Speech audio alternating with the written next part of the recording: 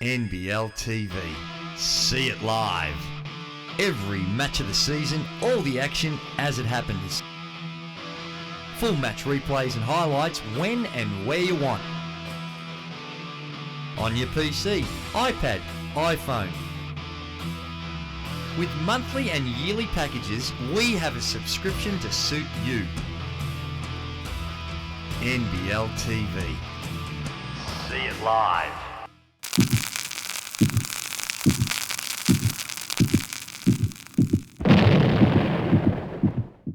Hello everyone and welcome to It Goes Off. I'm Andrew Gaze. Joining me is Grantley Bernard in a little segment that we call Tick It Off. That's where we're going to break down all the goings on in the NBL. And after round one, Grantley Bernard, the game in Adelaide. It was the showpiece game of the round. National TV audience on Channel 10, 2 p.m. And it was the Adelaide 36ers up against the Melbourne Tigers. And a little bit of feeling and passion early on between two guys that were teammates last year, Anthony Petrie and Chris Goulding, going toe-to-toe, it seems. A little bit of argy-bargy, as you can see, but apparently not a lot in it, but two players got ejected.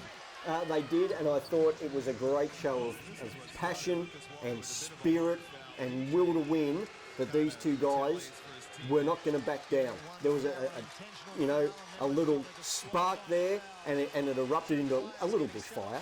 But it was good. It was good. No one got hurt, but it was a good show of passion and fire and spirit, and that is what you want to set the tone for your season. A lot of talk about it, perhaps a little overreaction by the officials with two players getting thrown out. In real time, it looked pretty heated because it was developed into a melee, so you can understand why the refs don't want to see that. That's an ugly look, but at the end of the day, it was a game that the Melbourne Tigers would be very disappointed about. Only 20 points in the second half, 5 points in the last quarter. That's not going to be good enough to get it done in this league. No, not at all. And I think in terms of how the fight was handled, I thought the referees got it 100% right. Because those two guys started it, and it could have developed into something very serious. They got ejected. It was the right call. As for the Melbourne Tigers, they've got some work to do. Chris Anstey, I know he's going to go back. Him and Mac will look at the tapes. They'll be all over that. And you're going to know the Melbourne Tigers are going to improve. Yeah, it's not panic stations yet, you wouldn't think, for the Melbourne Tigers. Some concerning signs there, but Adam Ballinger still to come back into that lineup. So a lot to look forward to, you would think, for the Melbourne Tigers.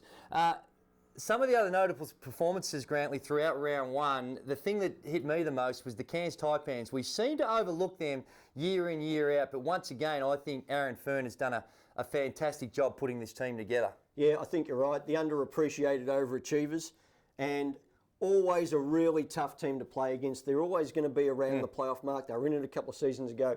I think Cairns are going to be around the mark if they can get that second import spot fixed up. Well, Shane Edwards is their import right now. Size could be an issue. The loss of Ian Crosswhite is there, but they've filled that up with some good perimeter action with guys that have had careers in the college ranks.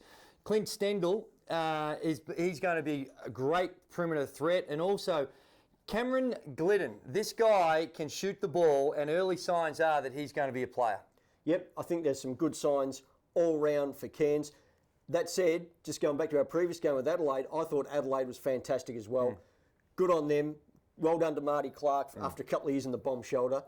Adelaide are coming out and they're looking good. Well, this is called tick it off. I think we've already ticked them off. So no, I had to come back and unticked it. Yep. And now we've ticked it off? Just wanted to get some love for the Sixers. Good. What about the Crocs? Because although they lost that game to the Cairns Taipans, it was on the road and they were out there two imports. They got coming back. Larry Abney, who's done some very good things in the NBL, been away for a little while, now coming back, so it remains to be seen what sort of condition he's going to be in. But Gary Ervin, the Birdman coming back to do a little fluttering around, but also Gary Ervin, former league MVP, provide that spark at the point guard position. I think they are going to be two bonuses for the Crocs. I think they're going to be upgrades, obviously in the import position, because the two guys had pre-season.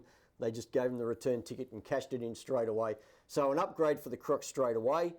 I think they're going to be good. Bernie Allen, the X Factor, is going to be fantastic. But you know who we need to give a big tick to? Who? our man Rusty Hinder. Yes. Welcome back, Rusty. Back on the floor. Great job. Good to see Rusty back. And also a quick tick to the Perth Wildcats, who were impressive in that road win against the defending champions. All the emotion, the unveiling of the championship banner, everything against the Perth Wildcats. But as they have done for the past 25 years, they step up to the plate, and they certainly tick the boxes. They did. They ticked every box there was.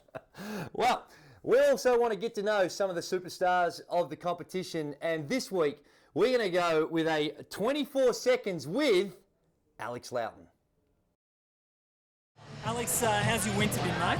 It's been a great off-season. We've locked and loaded with our new squad, and we're returning a good couple guys.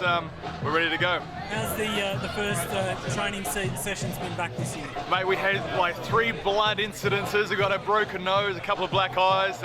Brad Hill was the guy that gave it to all the players. We've got to watch out for our own teammate, let alone the opposition. So, that's the problem this year. Who's going to be the big improvers this year, you think, Alex? Townsville, for sure, are returning all their Aussie guys. They've got 2 new imports, but you know what? There's momentum in returning as many players as possible. They returned 10 guys. That doesn't happen before, so they're going to be tough. Mate, take us inside the team for a bit. Who's the biggest prankster or practical joker? Look, we just recruited one of the biggest ones in Cameron Tregar. He likes things to be fairly mellow and have a bit of a comedic flair. He's a real dry sense of humour, so there's been practical jokes on and off the court. If you fall asleep on the aeroplane, you will get done. You will get a picture taken of you, and probably a compromising position, as Jamar Wilson found out earlier. So there's things happening. Okay, mate. Thanks for that. Good luck this year. Well, some real fierce action going on with the Cairns Taipans. Black eyes and blood spilling out all over the place. So very fierce, but Grantley, is there some more important issues we need to address with Alex Loughton? I think there might be some things that we need to get Alex on the Skype ASAP because I think Alex has run a little colour through the hair in the off-season. I believe that he's so far the clubhouse leader in the Brett Maher Perpetual Award for the Dyers of the competition. I think him and Brett Maher are right up there together. No, good on you, Alex. It was a good start to the season for the Cairns Taipans, and good to see them up and about early on. Well, that's all we have time for in this week's edition of Tick It Off, but let's pay homage and thanks to those that support this wonderful program, and it all starts with our naming rights sponsor, iNet. Connect better. 10 and 1. Sporting and far. And Virgin Australia doing a wonderful job flying the players throughout this great country of ours. Well, that's it for this week's edition of Tick It Off, but make sure you come back to us tomorrow and check out our NBL preview show where we take a look at all the action coming up in round 2 on the #1 podcast in the world for the iNet NBL competition, and it's called It Goes Off. NBL TV. See it live.